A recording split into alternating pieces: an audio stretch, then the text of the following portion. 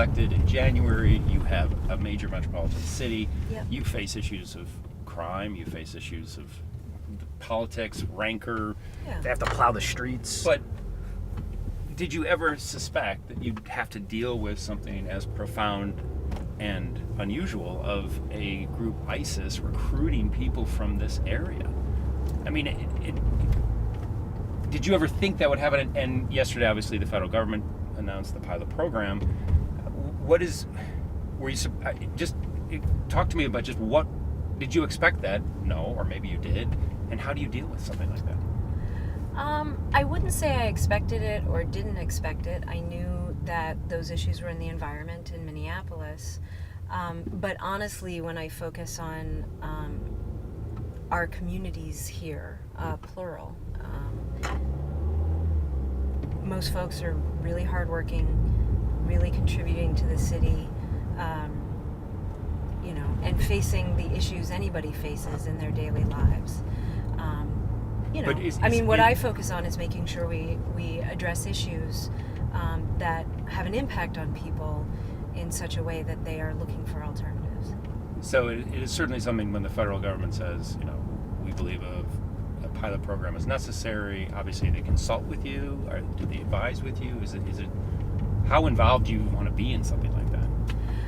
I want to make sure that I am involved, in part because people need to have the right and full impression of the people who live in the city of Minneapolis and all the folks who live here. We're a very cosmopolitan city, and so I want to be involved to make sure that we are fully and well represented. And to the extent that there's a security issue, of course I want to be involved, and partnerships with our federal delegation are going to be important as well. So can you just explain what is that pilot program?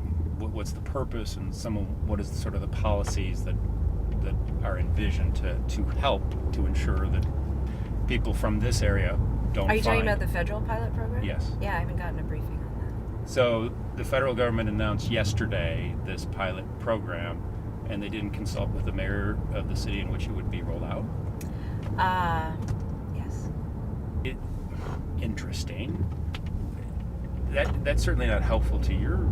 I mean, you would think that the person here who is in charge of this area would have. Hey, Betsy, we have a pilot program. What do you think? We've been in like I said, we've been in touch with our federal delegation, particularly Congressman Ellison and our senators, and this is going to be ongoing work moving forward. It is intriguing that, for instance, a huge Somalian population, over a third reside in this area. The largest Somali population in the world outside of Mogadishu. So in the 1980s, I presume, Civil War, how did they end up here? We have in Minneapolis a really robust set of organizations and active people regarding refugee location and invitation. And so some of that work happened and folks came here, and when you have family here, you come here. When and it's a beautiful place, so it's a beautiful place. Many contributions being made. It's really an amazing asset for the city to have folks here.